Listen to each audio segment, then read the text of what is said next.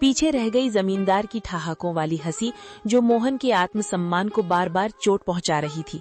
पर मोहन को नहीं पता था कि इस अपमान के बाद ही उसकी किस्मत का जादुई दरवाजा खुलने वाला था। जमींदार ने मोहन को धक्के देकर निकाल दिया था। मोहन हताश होकर लौट रहा था, तभी झाड़ियों से कराहने की आवाज आई। अरे, ये नन्ही से चिड़िया, इसके पंख तो खून से सने हैं। कितना तड़प रही है ये। लगता है किसी बेरहम शिकारी का तीर इसकी रूह को छूकर गुजरा है। मोहन चिड़िया को हथेली पर उठाता है। चिड़िया कांप रही है। छोटी सी जान, तू क्यों रोती है? तेरा तो कोई घर भी नहीं जिसे जमींदार छीन ले। देख, मेरे पास तुझे खिलाने के लिए दाना तो नहीं है, पर ये पानी की आखिरी बूंदे तेरे नाम। मेरी प्यास से बड़ी तेरी जिंदगी है। मेरी धोती का ये टुकड़ा शायद तेरे घाव ना भर पाए, पर तेरी तड़प को थोड़ा आराम तो दे सकता है।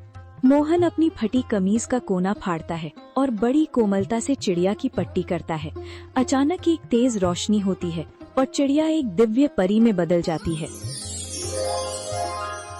मोहन, मैंने आज तक महलों में सोने के थाल में 56 भोग खाते हुए लोग देखे हैं, पर तुम्हारे जैसा अमीर दिल नहीं देखा।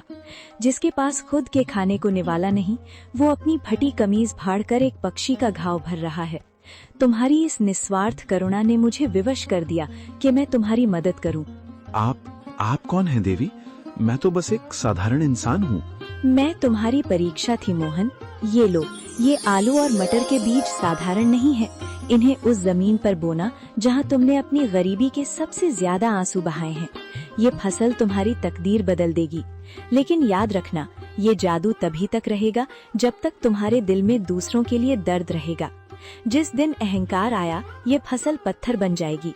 परी तो एक दिव्य प्रकाश पुंज बनकर आसमान में विलीन हो गई, लेकिन पीछे छोड़ गई मोहन को हक्का बक्का, निशब्द और कांपते हाथों में वो मखमली पोटली थामे हुए। मोहन अपनी जगह से हिल भी नहीं पा रहा था। उसे लग रहा था कि शायद भूख के मारे उसका सर चकरा रहा है और ये सब उसकी कल्पना है। वो बार बार अपनी आंखों को मलता और फिर उस सुनहरी पोटली को देखता। नहीं, ये सच नहीं हो सकता। मोहन, तू पागल हो गया है। भूख और धूप ने तेरे दिमाग पर असर कर दिया है। भला एक मामूली चिड़िया परी कैसे बन सकती है? और ये बीज, ये मखमली कपड़ा, क्या सच में इसमें मेरी किस्मत बंद है, या ये मेरी आखिरी उम्मीद का कोई क्रूर मजाक है? अगर मैंने ये बात घर पर बताई तो बिमला हंसेगी। माँ कहेगी कि बेटा होश खो बैठा है। पर ये पोटली, इसका स्पर्श कितना कोमल है, जैसे किसी ने रूह को सहला दिया हो। वो पगडंडी पर चलते हुए बार बार पीछे मुड़कर देखता, जैसे उसे उम्मीद हो कि वो चिड़िया फिर से कहीं चहकती हुई मिल जाएगी। उसके मन में डर और उम्मीद की एक जंग चल रही थी। पैर थक कर भारी हो रहे थे, पर दिल की धड़कनें किसी अनहोनी की आहट से तेज थीं। मोहन जैसे ही घर पहुंचा, उसने देखा कि दीपक आंगन में मिट्टी से खेल रहा है और बिमला चूल्हे के पास बैठी सूखी लकड़ियां बटोर रही है। मोहन का चेहरा उतरा हुआ था, पर आंखों में एक अजीब सी चमक थी। मोहन, आ गए तुम? क्या हुआ?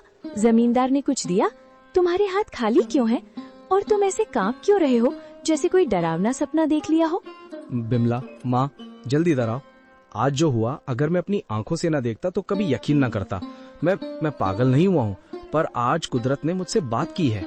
क्या हुआ बेटा? तू इतना घबराया हुआ क्यों है? शांत हो जा, पहले पानी पी। माँ, आज रास्ते में मैंने एक घायल चिड़िया की जान बचाई।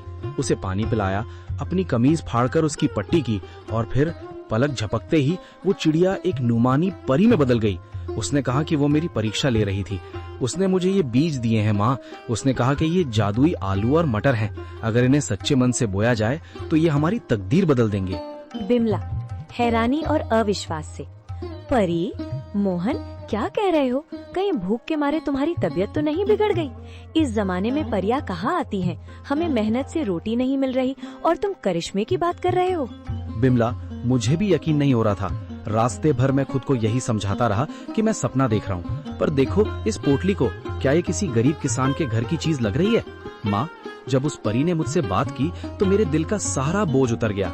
उसकी आवाज में वही ममता थी जो तुम्हारी आवाज में है। उसने कहा, जब तक मन साफ रहेगा ये फसल सोना उगलती रहेगी। बेटा, इस दुनिया में जो हम देख नहीं पाते, इसका मतलब ये नहीं कि वो होता नहीं है। तेरी ईमानदारी का सिला देने खुद विधाता किसी न किसी रूप में आते ही हैं। बिमला, शक मत कर, ये बीज नहीं, ये हमारे सब्र के आंसू